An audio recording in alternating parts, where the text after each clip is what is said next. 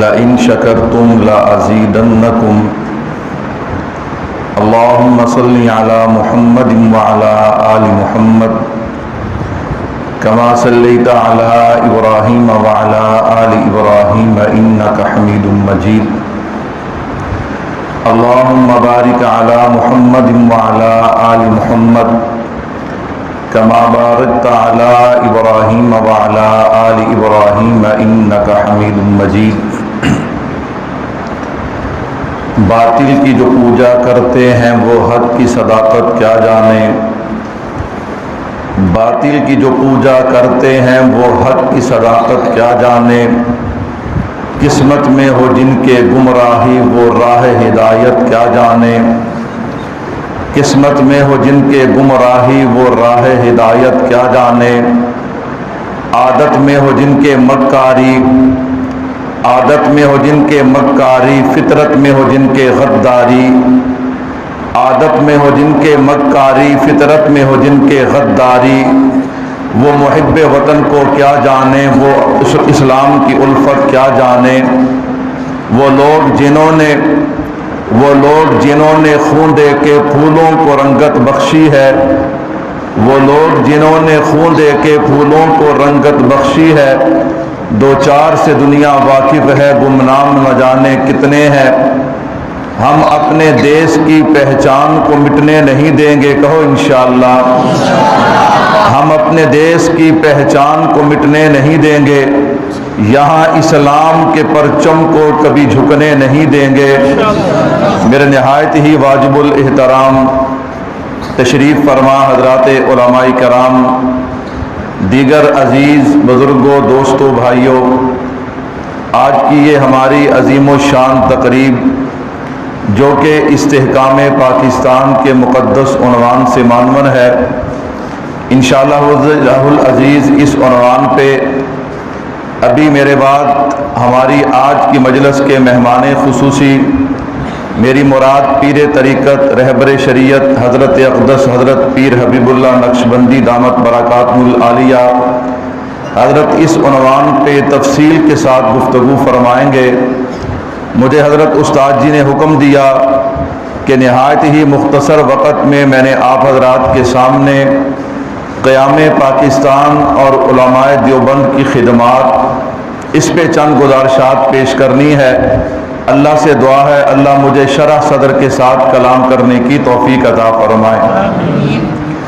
حضرات محترم، اس سے پہلے کہ میں اپنے عنوان پہ آغاز کلام کروں، آپ حضرات جانتے ہیں کہ جیسے ہی اگست کا مہینہ آتا ہے، ہر مذہبی اور سیاسی جماعت اپنے اپنے انداز میں سیمینار ہو، جلسہ ہو، ریلی ہو، وہ لوگوں کے سامنے جہاں استحکام پاکستان، جہاں وہ پاکستان کی سلامتی، ترقی اور امن کے حوالے سے گفتگو کرتے ہیں، وہیں پہ ہر جماعت قیام پاکستان کے لیے ان کے بزرگوں کی جو قربانیاں ہیں، جو کاوشیں، جو محنتیں ہیں، اس پہ بھی گفتگو کرتے ہیں تاکہ دنیا کو پتہ چلے کہ ہمارے بڑوں نے قیام پاکستان کے لیے کیا کوششیں اور قربانیاں دیں، اور آنے والی نسل کو علم ہو کہ ہمارے بڑوں نے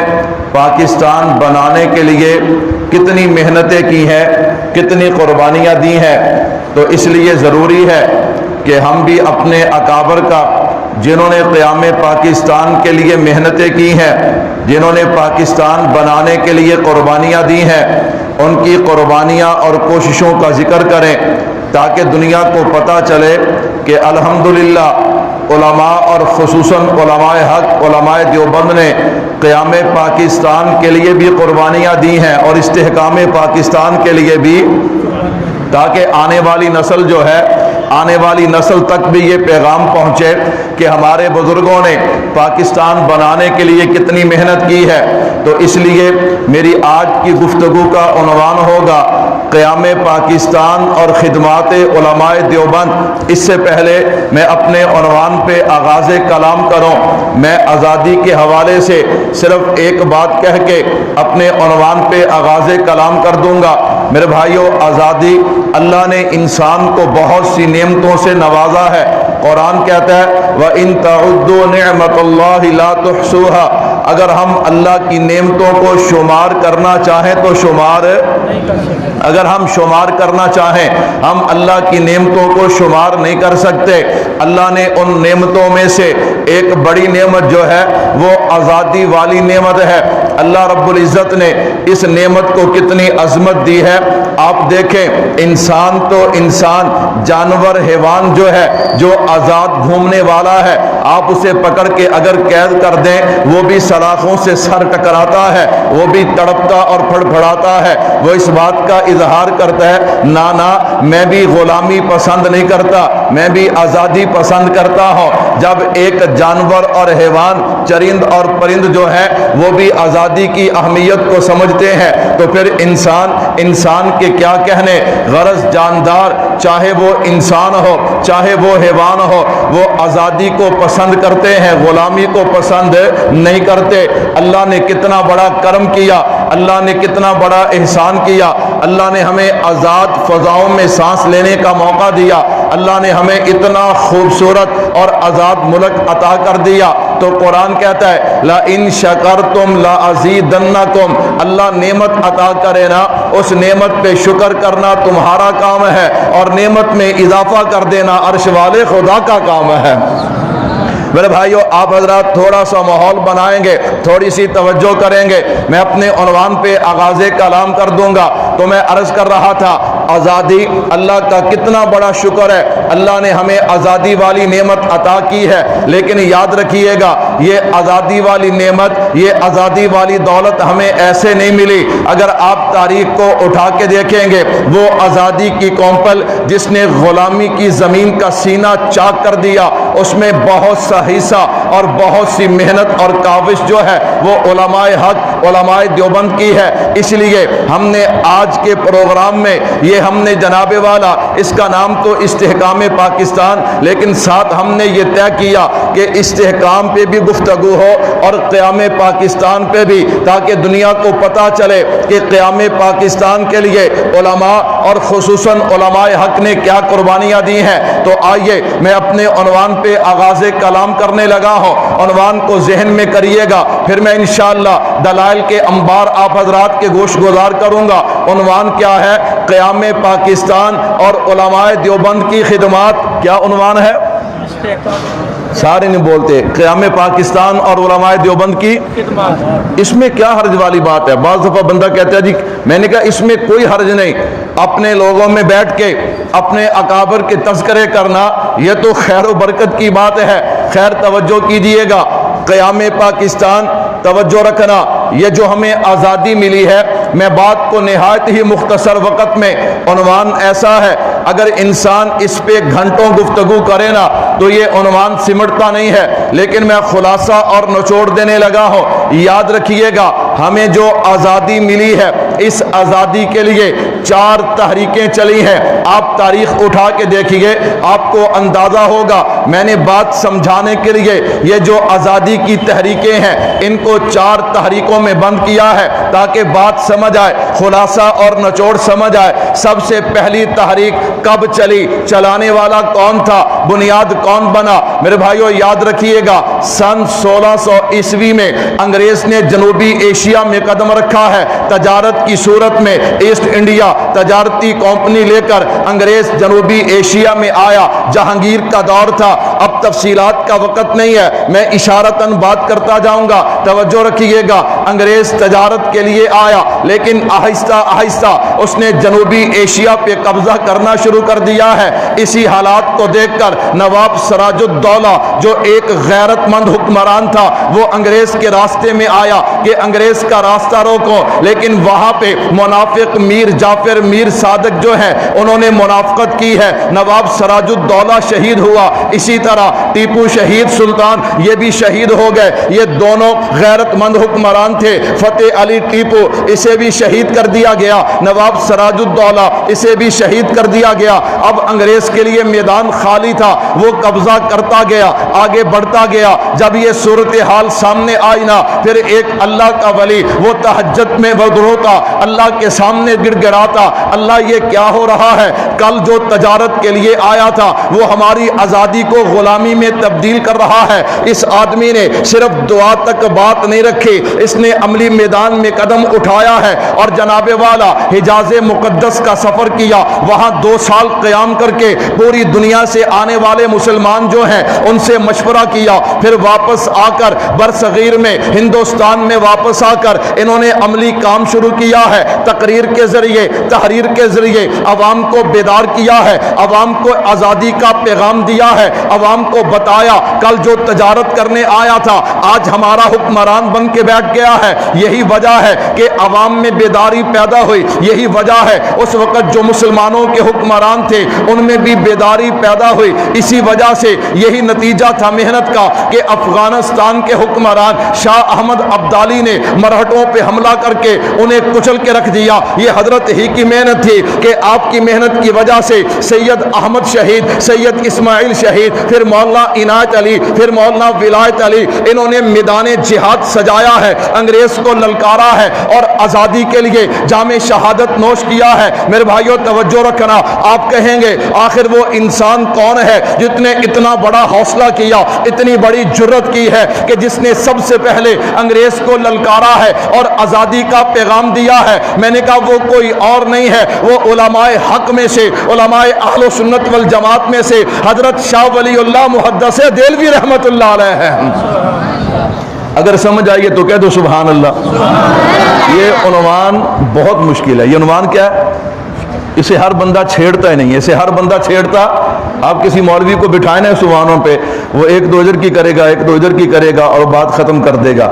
لیکن ہم چاہتے ہیں ان عنوانوں پہ گفتگو ہو تاکہ دنیا کو پتہ چلے علماء حق کا کردار کیا ہے۔ خیر میرے بھائیو توجہ رکھنا، وقت بھی مختصر ہے، میں نے 4 تحریکیں عرض کی ہیں، آپ نے ذہن میں رکھنا ہے، میں تفصیل میں نہیں، صرف خلاصتاً آج کی گفتگو کر رہا ہوں۔ میں نے پہلی تحریک کا نچوڑ پیش کر دیا، شاہ ولی اللہ محدث رحمت اللہ علیہ، ان کو ذہن میں رکھنا۔ اب آگے آئیے گا، یہ تحریک تھوڑی دیر کے لیے دب جاتی ہے، یاد رکھنا جو اسلام کے لیے تحریکیں اٹھا کرتی ہیں وہ ختم نہیں ہوا کرتی، وہ دبا ضرور کرتی ہیں۔ خیر یہ تحریک دب گئی، یہ تحریک دوبارہ پھر پورے آب و تاب کے ساتھ اٹھتی ہے، جسے تحریک آزادی ہند 1857 کی تحریک آزادی ہند کہا جاتا ہے۔ جو بندہ تاریخ کا مطالعہ رکھتا ہے اسے میری گفتگو مزہ بھی دے گی اور فائدہ بھی دے گی، لیکن جس نے کبھی تاریخ پڑھی نہیں ہے اس بیچارے کو پتہ نہیں چلے گا کہ کیا گفتگو ہو رہی ہے۔ خیر اتنا تو پتہ چلے گا نا کہ ہر دور میں علماء حق نے دین کے لیے، آزادی کے لیے قربانیاں دی ہیں۔ خیر توجہ رکھنا، یہ دوسری تحریک اٹھی ہے جسے تحریک آزادی ہند کہا جاتا ہے۔ 1857 میں قربان جاؤ یہ تحریک اٹھی نا، اس کے محرکات کیا تھے، اس کی وجہ کیا بنی؟ اگر میں تفصیل میں جاؤں پھر تو 1.5 گھنٹہ چاہیے اور میرے پاس منٹ صرف 25 ہیں۔ توجہ رکھنا، یہ جب تحریک اٹھی نا علماء نے آپس میں مشورہ کیا اور ایک لشکر تیار کیا گیا۔ پوری بات کو توجہ سے سننا، لشکر تیار کیا گیا۔ اچھا لشکر تو تیار ہو گیا، اس لشکر کا امیر کون بنے گا؟ میں قربان جاؤ اس لشکر کا امیر بنے گا حاجی امداد اللہ مہاجر مکی رحمت اللہ علیہ۔ یہ امداد اللہ مہاجر مکی کون ہے؟ جسے علماء دیوبند کا سب سے بڑا پیر کہا جاتا ہے۔ کیا کہا جاتا ہے؟ علماء دیوبند کے سب سے بڑے پیر اس لشکر کے کیا بنے ہیں؟ امیر بنے ہیں۔ پیغام دیا ہے کہ جب آزادی کی بات آئے نا پھر مسلح چھوڑ کے تلوار اٹھانا پڑتی ہے، تلوار اٹھانا پڑتی ہے۔ حاجی امداد اللہ مہاجر مکی رحمت اللہ علیہ، اچھا امیر تو یہ ہوں گے، سپہ سالار کون بنے گا؟ حضرت مولانا محمد قاسم نانوتوی رحمت اللہ علیہ۔ اچھا قاضی کون بنے گا؟ اگر فتوے کی بات آئی تو فتویٰ کون دے گا؟ حضرت مولانا رشید احمد گنگوہی رحمت اللہ علیہ۔ اچھا یہ لشکر دو حصوں میں کام کرے گا، ایک لشکر کا امیر جو ہے حضرت مولانا محمد منیر ننوتوی رحمت اللہ علیہ کو بنا دیا گیا، دوسرے کا حافظ ضامن شہید رحمت اللہ علیہ کو بنا دیا گیا۔ اچھا فتویٰ بھی تو چاہیے نا، جہاد کے لیے نکلنا ہے، حضرت مولانا رحمت علی کیرانوی رحمت اللہ علیہ آپ کو بھیجا گیا، آپ جا کے وہاں دلی میں فتویٰ تیار کریں۔ اب میدان سجتا ہے، میں قربان جاؤں، شاملی کا میدان سجتا ہے، تھانہ بھون کا میدان سجتا ہے۔ خیر انگریز طاقت میں زیادہ تھا، پھر اس تحریک کو دبا دیا گیا۔ اب تھوڑی سی توجہ رکھنا، جب دوبارہ اس تحریک کو دبایا گیا، انگریز کو اندازہ ہو گیا ہم نے حکومت مسلمانوں سے چھینی ہے، اس لیے یہ مسلمان کبھی ہمیں معاف نہیں کریں گے۔ انہوں نے ہندوؤں کو ساتھ میں لایا، ایسٹ انڈیا کمپنی جو ہے اسے ختم کر دیا۔ یہ ساری باتیں تفصیل طلب ہے لیکن وقت اجازت نہیں دیتا، میں اشاروں میں بات سمجھا رہا ہوں۔ ملکہ وکٹوریہ نے ڈائریکٹ جو ہے وہ جناب جنوبی ایشیا پہ حکمرانی شروع کی ہے، درمیان سے اس تجارتی کمپنی کو نکال دیا گیا۔ اب ہندوؤں کو ساتھ ملا کے ملکہ وکٹوریہ نے ہمارے مذہب پہ حملہ کیا ہے۔ میں قربان جاؤں، علماء دیوبند کی بصیرت کو اس وقت حضرت مولانا قاسم ننوتوی رحمت اللہ علیہ نے دیکھا کہ اب یہ ہمارے مذہب پہ حملہ آور ہے، ہندوؤں کو ساتھ ملا لیا، عیسائیت کی تبلیغ شروع ہو گئی ہے۔ حضرت ننوتوی نے اس وقت فیصلہ کیا، ملکہ وکٹوریہ اگر تو نے جنگ کا میدان بدلا ہے تو میں بھی جنگ کا میدان بدلنے جا رہا ہوں، اگر تو نے مذہب پہ حملہ کیا ہے تو میں بھی ایک مدرسہ بنانے جا رہا ہوں، ایسا مدرسہ جب تک قیامت تک تم دین پہ حملہ کرتے رہو گے اور وہ مدرسہ تمہارا دفاع اور دین کی اشاعت کرتا رہے گا۔ کون سا مدرسہ تھا وہ؟ ادھر ملکہ وکٹوریہ نے انداز بدلا، دین پہ حملہ کیا، حکومت تو ان کی تھی نا، اب اس نے مذہب پہ حملہ کیا نا، تو حضرت نانوتوی نے دارالعلوم دیوبند کا سنگ بنیاد رکھا۔ کہو سبحان اللہ، دارالعلوم دیوبند کا سنگ بنیاد رکھا۔ میں بار بار یہ بات عرض کرتا ہوں کہ ساری باتیں تفصیل طلب ہے لیکن میں صرف اشارتاً اور خلاصہ دے رہا ہوں۔ دارالعلوم دیوبند کا سنگ بنیاد اگر میں یہاں یوں کہہ دوں تو مبالغہ نہ ہوگا۔ دارالعلوم دیوبند آپ تاریخ ہندوستان کو اٹھا کے دیکھیے، ہندوستان کی تاریخ میں ایک وقت ایسا تھا کہ ہندوستان میں کفر کا طوفان تھا، شرک برجمان تھا، بدعات رسومات رواجات میں مبتلا انسان تھا، اسلام برائے نام تھا، عقیدہ خام تھا، ہر غلط کام تھا، جہالت کا اندھیرا تھا، ظلم کا بسیرا تھا، گمراہی کا ڈیرا تھا، بڑے بڑے جگیردار سرمایہ دار، ہاں جناب وہ ملک و ملت کے غدار تھے، انگریز کے وفادار تھے، قرآن کے نقشے جلائے جا رہے تھے اور جناب دینداروں کو پھانسیوں پہ لٹکایا جا رہا تھا، مسلمانوں کی بے بسی کا عجیب عالم تھا۔ اس حالت میں میرے رب کو ترس آیا، کس رب کو ترس آیا جو خزاں کے بعد بہار پیدا کرتا ہے، اس رب کو ترس آیا جو رات کے اندھیرے کے بعد صبح کا سویرا پیدا کرتا ہے، اس رب کو ترس آیا جو کانٹوں کے درمیان نرم و نازک پھول کو پیدا کرتا ہے، اس رب کو ترس آیا جو بھوکوں کو کھانا کھلاتا ہے، پیاسوں کو پانی پلاتا ہے، اس رب کو ترس آیا جس نے کن کہا آسمان کو بلندیاں مل گئی، جس نے کن کہا زمین کو وسعتیں مل گئی۔ کس رب کو ترس آیا؟ اس رب کو ترس آیا جس نے کن کہا دن کو اجالا مل گیا، رات کو اندھیرا مل گیا، اس رب کو ترس آیا جس نے کن کہا چاند کو چاندنی مل گئی، سورج کو کرنیں مل گئی، ستاروں کو جگمگاہٹ مل گئی، پرندوں کو اڑان مل گئی، پھلوں کو مٹھاس مل گئی، پھولوں کو خوشبو مل گئی، دریاؤں کو روانی مل گئی، سمندروں کو گہرائی مل گئی، پتھروں کو طاقت مل گئی۔ اس رب کو ترس آیا جس نے حضرت آدم علیہ السلام کو بغیر ماں باپ کے پیدا کر دیا، اس رب کو ترس آیا جس نے حضرت حوا کو حضرت آدم کی پسلی سے پیدا کر دیا،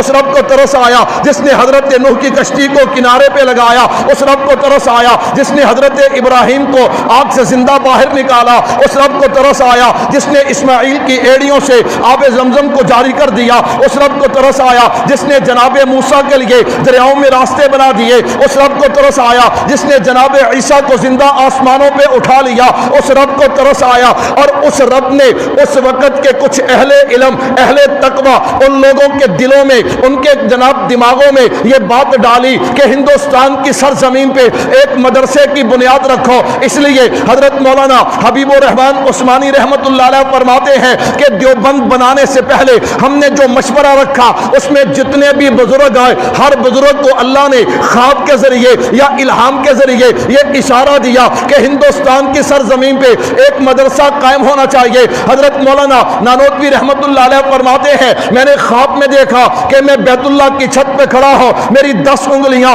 ان سے پانی کے چشمے جاری ہوتے ہیں اور پوری دنیا میں پھیل جاتے ہیں۔ مولانا رفیع الدین رحمت اللہ علیہ فرماتے ہیں علوم دین کی چابیاں مجھے پکڑا دی جاتی ہیں۔ میں قربان جاؤں، جب یہ مدرسے کی بنیاد رکھی گئی، ہاں اس وقت سن کیا تھا، وقت کیا تھا، 1866، دیوبند کی بستی، انار کا درخت، چھتے والی مسجد، انار کے درخت کے نیچے ایک استاد بیٹھتا ہے، ایک شاگرد بیٹھتا ہے، دارالعلوم دیوبند کا آغاز ہو جاتا ہے۔ لیکن 10 سال کے بعد جب طالب علم زیادہ ہو گئے، عمارت کی ضرورت پڑی نا، تو سب سے پہلی عمارت جسے نو درہ کہا جاتا ہے، جو آج بھی دارالعلوم دیوبند میں موجود ہے، حضرت مولانا رفیع الدین رحمت اللہ علیہ فرماتے ہیں ہم نے اس کی بنیادیں کھو دی ہیں۔ میں رات کو سو گیا، خواب میں امام الانبیاء کو دیکھا، حضور فرماتے ہیں رفیع الدین یہ چھوٹی عمارت ہے جہاں تم بنیادیں بنا رہے ہو، یہ جگہ تو تھوڑی ہے۔ حضور نے اپنی لاٹھی مبارک سے نشان لگائے، کہا یہاں پہ تم مدرسے کی عمارت قائم کرو۔ مولانا کہتے ہیں صبح میں اٹھا، جب اس جگہ پہ گیا تو خدا کی قسم وہ میرے نبی کے نشان لگے ہوئے تھے۔ ہم نے پہلی بنیادیں ختم کر دی ہیں، ان بنیادوں پہ ہم نے بنیادیں کھو دی ہیں اور عمارت کو کھڑا کر دیا، تو پھر مجھے کہنے دینا کہ خود ساقی کوثر نے رکھی میں خانے کی بنیاد یہاں، خود ساقی کوثر نے رکھی میں خانے کی بنیاد یہاں، تاریخ مرتب کرتی ہے دیوانوں کی روداد یہاں، وہ جو وادی فارا سے اٹھی گونجی ہے وہی تکبیر یہاں، ہستی کے صنم خانوں کے لیے ہوتا ہے حرم تعمیر یہاں۔ اب یہی تقریر باہر ہوتی نا، یہاں نہ ہوتی، کسی اور جگہ پہ ہوتی، تو مولانا خبیب صاحب ہنس رہے ہیں کہ مولوی صاحب گھر دا کوڑا کی ہوندا، کر دیا مرغا داڑ برابر۔ ہاں جی، ابھی مولانا خبیب صاحب اس لیے مسکرا رہے ہیں، مل کے کہہ دو سبحان اللہ۔ میرے بھائیوں، میں بارہا یہ بات عرض کیا کرتا ہوں، میں نے اب تک جو گفتگو کی ہے، میں نے کسی پہ کوئی فتویٰ، بولتے نہیں فتویٰ، کسی کو کافر، کسی کو مشرک، اپنے بزرگوں کی تعریفوں کی باتیں کیا کرو، وگرنہ آنے والی نسل کو اپنے بزرگوں کا بھی پتہ۔ عجیب بات ہے، کہندے جی ساریاں گلاں ٹھیک نے مولوی صاحب، حضرت استاد جی کو فرمائیں گے تہاڈا شاگرد سخت بڑا ہے، تہاڈا شاگرد کیا ہے؟ میں نے کہا عجیب بات ہے، میں کسی کو گالی نہیں دیتا، کسی سے لڑتا نہیں ہوں، کسی سے جھگڑتا نہیں ہوں، ایک قصور ہے کہ اپنے بزرگوں کی بات کرتا ہوں۔ تو میں نے کہا اگر یہ جرم ہے تو انشاءاللہ یہ جرم مرتے دم تک کرتے رہیں گے، کہو انشاءاللہ، ٹلے ٹلے کہندے ہو انشاءاللہ، آپ ہمارے ساتھی ہو، آپ نے ہمارے ساتھ چلنا ہے۔ خیر میرے بھائیو توجہ رکھنا، وقت نہایت ہی مختصر ہے، اگر میں تفصیلات میں جاؤں تو پھر لمبا وقت چاہیے۔ دارالعلوم دیوبند بن گیا، میں قربان جاؤں، پھر اس دیوبند کا فیض پھیلا ہے نا جیسے پھیلنا چاہیے، اس لیے تو ایک دیوانے نے وہاں پہ کھڑے ہو کے کہا اس وادی گل کا ہر ذرہ خورشید جہاں کہلایا ہے۔ کیوں؟ اس نے حضرت نانوتوی کو دیکھا، اس نے حضرت مدنی کو دیکھا، اس نے حضرت تھانوی کو دیکھا، اس نے حضرت شیخ الہند کو دیکھا، اس نے حضرت کشمیری کو دیکھا۔ کون کشمیری؟ بہاول پور میں ایک عورت جو ہے قادیانی، اس کا خامد قادیانی ہو گیا، مرتد ہو گیا، نکاح ختم ہو گیا، وہ نواب بہاول پور کے پاس گئی، اس نے مقدمہ عدالت میں دے دیا۔ میں قربان جاؤں، اب قادیانیوں نے اپنے بڑے بڑے پاپ پودری بلانے شروع کر دیے۔ ادھر دارالعلوم دیوبند کو بھی خط لکھا گیا کہ دیوبند والو اگر تم نہ آئے اور میں مقدمہ ہار گئی، کل قیامت کا دن ہوگا، تمہارا گریبان میرا ہاتھ ہوگا۔ میں قربان جاؤں، حضرت ایک کشمیری کہنے لگے میں چلتا ہوں، بیماری پوری آب و تاب پہ تھی، حضرت چل نہیں سکتے تھے، اتنے بیمار تھے، کمزور تھے، موسم بہت سخت تھا، شاگرد تڑپ گئے۔ حضرت استاد جی آپ کسی کو اشارہ کریں نا، یہ آپ کے اتنے شاگرد ہیں۔ حضرت سمجھ گئے، حضرت رو پڑے، کہا میں جانتا ہوں اپنے جس شاگرد کو بھیجوں گا وہ قادیانیوں کو شکست دے دے گا، لیکن میں جانا اس لیے چاہتا ہوں کہیں ایسا نہ ہو کل قیامت والے دن آمینہ کے لال فرمائے اے کشمیری تو بیمار تھا، لاچار تھا، بیماری سے تنگ تھا، چل نہیں سکتا تھا، لیکن تجھے سانسیں تو آتی تھی نا، تو میرے دفاع کے لیے کیوں نہیں نکلا، تو میری ختم نبوت کے لیے کیوں نہیں نکلا۔ حضرت کشمیری گئے ہیں اور پھر اللہ نے عجیب فتح عطا کی ہے، حضرت نے مقدمہ لڑا، حضرت فرمانے لگے اگر جب فیصلہ ہونا فیصلہ ہو، یہ فیصلہ اگر میں زندہ ہوں پھر تو سن لوں گا، اگر میں مر جاؤں تو میری قبر پہ آ کے یہ فیصلہ سنانا۔ 1933 میں حضرت کی وفات ہو گئی، 1935 میں اس مقدمے کا فیصلہ ہوتا ہے جس میں قادیانیوں کو کافر قرار دیا جاتا ہے۔ مولانا محمد صادق رحمت اللہ علیہ بہاولپور سے چلے۔ دنیا والوں، عشق کی باتیں کرنا آسان ہے، عشق کی ایسی مثالیں دینا یہ دیوبند کا ورثہ ہے۔ وہاں سے مولانا محمد صادق چلے، عشق کی کیا معراج ہوگی جب ایک قبر پہ آ کے مولانا صادق صاحب نے سنایا ہوگا فیصلہ، حضرت آپ جو مقدمہ لڑ کے آئے تھے اس کا فیصلہ یہ ہے کہ نبی کی توہین کرنے والے،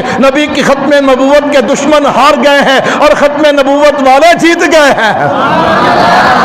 اس وادی گل کا ہر ذرہ خورشید جہاں کہلایا ہے، جو رند یہاں سے اٹھا ہے وہ پیر مغاں کہلایا ہے۔ ہر موج یہاں ایک دریا ہے، ایک ملت ہے ہر فرد یہاں، گونجا تھا ابد تک گونجے گا آوازہ اہل درد یہاں۔ میرے بھائیو توجہ رکھنا، میں تیسری تحریک کو چھوڑتا ہوں، آخری تحریک اور میری بات کا خلاصہ توجہ رکھیے گا۔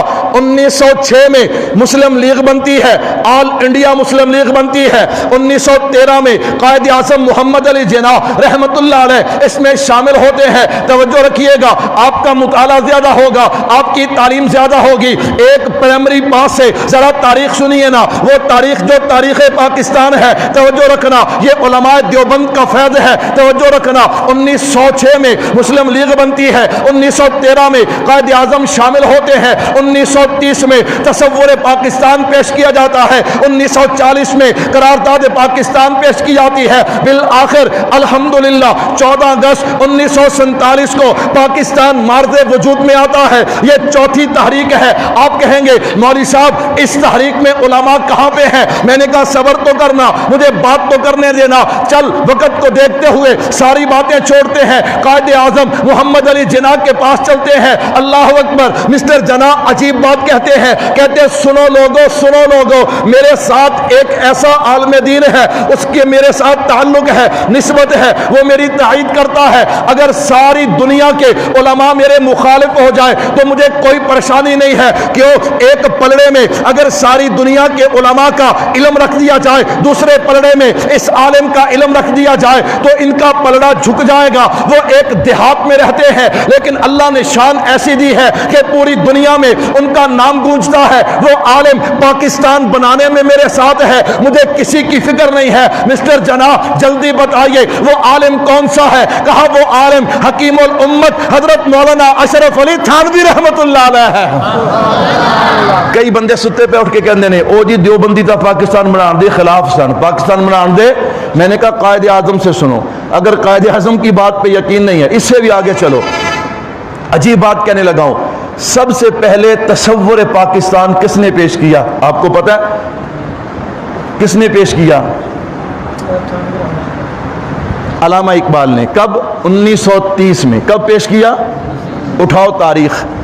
1928 میں مولانا عبد الماجد دریابادی رحمت اللہ علیہ فرمانے لگے، میں حضرت نانوتوی کے پاس گیا، حضرت نانوتوی مجھے کہنے لگے عبد الماجد دل چاہتا ہے ایک آزاد ریاست ہو۔ کیا ہو؟ یہ تصور پاکستان، ایسا ملک ہو جس میں اسلامی قانون ہو، شرعی عدالتیں ہوں، بیت المال ہو، وہاں پہ سزائیں اسلام کے مطابق ملیں، اور فرمایا دوسری قوموں کے ساتھ مل کر یہ نتائج حاصل۔ تو پھر مجھے ڈنکے کی چوٹ پہ کہنے دینا کہ 1930 والا تصور پاکستان ہم اس کے بھی مخالف نہیں ہیں، اسے علامہ اقبال نے کھول کے بیان کیا ہے، لیکن سب سے پہلے ذہن دینے والا اگر دھرتی پہ کوئی انسان ہے تو وہ حضرت مولانا اشرف علی تھانوی رحمت اللہ علیہ ہے۔ میرے بھائیوں باتیں بہت سی ہیں، میں بات کو سمیٹنے لگا ہوں۔ دو قومی نظریہ اگر سب سے پہلے دیا ہے تو حضرت مولانا اشرف علی تھانوی رحمت اللہ علیہ، اور اس سے پہلے حضرت شیخ الہند رحمت اللہ علیہ نے پیش کیا ہے۔ میں قربان جاؤں حضرت مولانا اشرف علی تھانوی، میں باقی بزرگوں کی بات نہیں چھیڑتا، صرف حضرت تھانوی اور جناب قائد اعظم محمد علی جناح کو سنیے اور تحریک پاکستان کو سنیے۔ حضرت تھانوی نے خواب دیکھا ہے۔ کیا خواب دیکھا؟ حضرت مولانا ظفر احمد عثمانی رحمت اللہ علیہ کو بلایا، کہا میں خواب بہت کم دیکھتا ہوں لیکن آج میں نے خواب دیکھا ہے ایک بہت بڑا میدان ہے یوں محسوس ہوتا ہے جیسے حشر کا میدان ہے، وہاں پہ کرسیاں لگی ہیں اور بڑے بڑے علماء جبے کبے کے ساتھ وہاں پہ تشریف فرما ہے۔ میں نے ایک کرسی پہ دیکھا تو عربی لباس میں قائد اعظم محمد علی جناح بھی بیٹھے ہیں۔ میں بڑا حیران ہوا یہ یہاں پہ کیسے آ گئے؟ جب میں نے وہاں سے پوچھا یہ کیسے آئے ہیں تو مجھے بتایا گیا اس وقت یہ اسلام کی بہت بڑی خدمت کر رہے ہیں، یعنی پاکستان بنا رہے ہیں۔ میں نے کہا بھائی باتیں تو بہت سی ہیں، میں خلاصہ اور نچوڑ دینے لگا ہوں۔ حضرت مولانا اشرف علوی تھانوی رحمت اللہ علیہ آپ کی زندگی نے وفا نہ کی ہے۔ آپ جناب 20 جولائی 1943 کو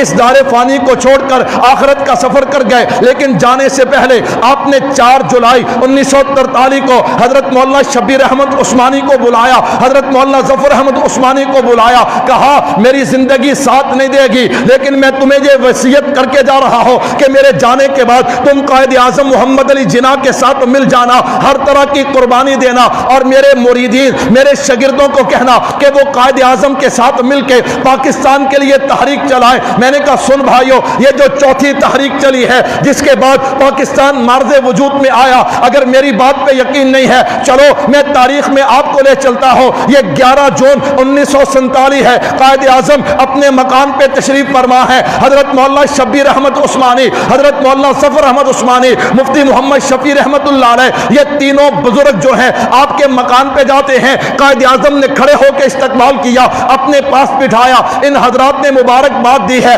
کہ پاکستان بننے پہ مبارک ہو۔ آگے سے قائد اعظم نے جواب دیا، کہا علماء یہ مبارک مجھے نہیں ہے، یہ مبارک تمہیں ہے۔ کیوں؟ دنیا کہتی ہے کہ پاکستان کے لیے کوشش قائد اعظم نے کی ہے، قائد اعظم کہتا ہے کوشش علماء نے کی ہے۔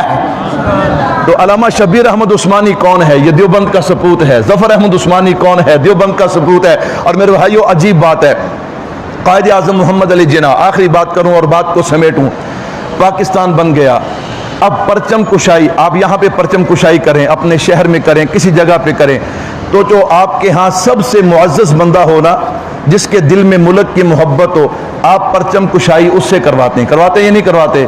تو جڑا ملک دے خلاف ہوئے اس سے کوئی پرچم کشائی؟ میں نے کہا اٹھاؤ تاریخ کو، آپ چلے جاؤ گے مشرقی پاکستان میں، وہاں بھی حضرت مولانا ظفر احمد عثمانی علماء دیوبند کا سپوت ہے۔ یہاں کراچی میں آؤ گے تو حضرت مولانا شبیر احمد عثمانی۔ میں نے کہا چاروں تحریکیں اٹھا کے دیکھو، علماء کا کردار تمہیں نظر آئے گا۔ میں اپنے عنوان کا خلاصہ اور نچوڑ دے کر اپنی بات کو سمیٹنے لگا ہوں۔ عنوان تفصیل طلب، لیکن خلاصے اور نچوڑ کو ذہن میں رکھیے گا۔ عنوان تھا قیام پاکستان اور خدمات علماء دیوبند۔ میں خلاصہ اور نچوڑ 2 منٹوں میں عرض کرنے لگا ہوں، توجہ رکھیے گا۔ میں نے کہا سب سے پہلے جب انگریز پورے جنوبی ایشیا پہ چھا چکا تھا تو سب سے پہلے آزادی کی بات کرنے والے، آزادی کا پیغام دینے والے، لوگوں کے ذہن میں آزادی کو بیدار کرنے والے، آزادی کے لیے تقریر اور تحریر کے ساتھ کوشش کرنے والے، آزادی کے لیے ہاں جناب حجاز مقدس کا سفر کرنے والے اور لوگوں کو تیار کرنے والے، سب سے پہلے شاہ ولی اللہ محدث دہلوی رحمت اللہ علیہ، یہ اکابرین علماء دیوبند میں سے ہیں اور اس پہ جہاد کا فتویٰ دینے والے۔ میں نے کہا جناب وہ بھی علماء دیوبند میں سے ہیں۔ آگے چلیے نا، پھر جو دوسری تحریک چلتی ہے اس تحریک میں جو جناب سپاہ سالار بنتے ہیں وہ حضرت مولانا محمد قاسم نانوتوی رحمت اللہ علیہ جو دیوبندی ہیں۔ میں نے کہا اسی طرح اس کے جو امیر بنتے ہیں حاجی امداد اللہ مہاجر مکی رحمت اللہ علیہ، وہ بھی اکابرین علماء دیوبند میں سے ہیں، اور جو مفتی بنتے ہیں وہ بھی حضرت مولانا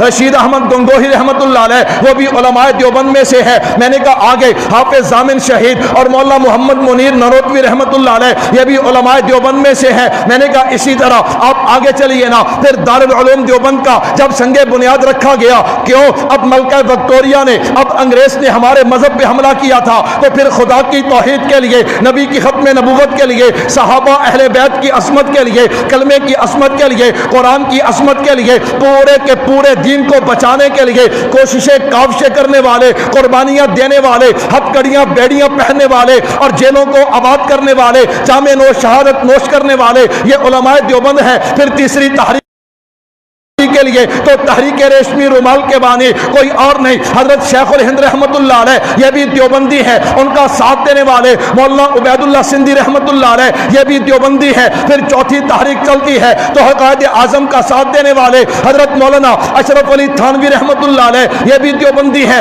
ہاں قائد اعظم کو نماز کی ترغیب دینے والے چاند پوری رحمت اللہ علیہ وہ بھی دیوبندی ہے، ان کو جناب والا دین کا مطالعہ کروانے والے شبیر احمد عثمانی قیام پاکستان کے بعد استحکام پاکستان کے لیے جس بندے کو صرف 6 مہینے کے لیے حکومت ملی اور اس نے خیبر پختونخوا میں اسلامی قانون نافذ کر دیا، میں نے کہا میری مراد مفتی محمود رحمت اللہ علیہ وہ بھی دیوبندی ہے۔ پاکستان کے استحکام کے لیے اپنی جان دینے والے علامہ خالد محمود شومرو شہید رحمت اللہ علیہ وہ بھی دیوبندی ہے۔ میں نے کہا اسی طرح حضرت سمیع الحق شہید رحمت اللہ علیہ وہ بھی دیوبندی ہے۔ ساری زندگی پاکستان کے استحکام اور ترقی کے لیے کوششیں کرنے والے مفتی زین العابدین رحمت اللہ علیہ وہ بھی دیوبندی ہے۔ حضرت مولانا ضیاء القاسمی رحمت اللہ علیہ وہ بھی دیوبندی ہے۔ حضرت مولانا اکرم چریوٹی رحمت اللہ علیہ وہ بھی دیوبندی ہے۔ میں نے کہا کس کی بات کرو؟ اگر تو آج کے زمانے کی بات کرے گا جب میں اور آپ سارے میٹھی نیند سو جاتے ہیں تو تہجد کے وقت اٹھ کے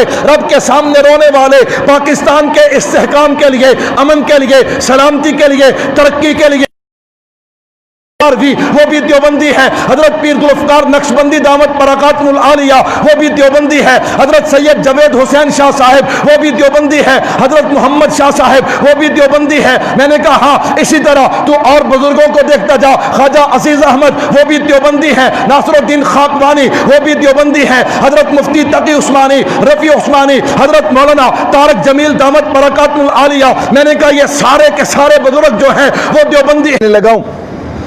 قیام پاکستان اور استحکام پاکستان، میرے شیخ اس پہ ایک جملہ فرماتے ہیں، بس میں وہ جملہ سنا کے بعد ختم کرنے لگا ہوں۔ حضرت فرماتے ہیں کہ ہم نے اسلام چھوڑنا نہیں، ہم نے اسلام اور پاکستان کا قانون، کیسی عجیب بات ہے، ہم نے اسلام چھوڑنا نہیں اور پاکستان کا قانون توڑنا نہیں۔ کیوں؟ اس لیے کہ اسلام جو ہے وہ ہماری نظریاتی سرحدوں کا محافظ ہے اور پاکستان ہماری جغرافیائی جو ہے نظریات جو ہیں ان کا کیا ہے؟ محافظ ہے۔ اب دیکھو اسلام کو بھی نہیں چھوڑنا اور پاکستان کا قانون بھی نہیں توڑنا۔ کیوں؟ اسلام نظریاتی، اس کی حفاظت کون کرتا ہے؟ نظریات کی حفاظت اسباب کے درجے میں علماء کرتے ہیں۔ کون کرتے ہیں؟ علماء۔ اور ہماری سرحدوں کی حفاظت جو ہے وہ جناب اسباب کے درجے میں ہماری فوج کرتی ہے۔ کون کرتی ہے؟ فوج کرتی ہے۔ تو خلاصہ علماء کا دامن بھی نہیں چھوڑنا اور ہم نے اپنی فوج کو بھی، ہم نے علماء سے جو مرضی الزام لگائے، جو مرضی الزام لگائے۔ عجیب بات ہے، میں کسی سیاسی بیس پہ یہ بات نہیں کہتا، صرف بات سمجھانے کے لیے، اس لیے کہ علماء فرماتے ہیں جو بندہ علماء کا بے ادب ہونا اس کی اولاد کبھی دین میں کامیاب ہو سکتی؟ آپ تجربہ کر کے دیکھ لیں، جو بندہ علماء کا بے ادب ہونا، علماء کا بے ادب ہو، اس کی اولاد کبھی دوسرے کی قدر کو پہچانتے ہیں۔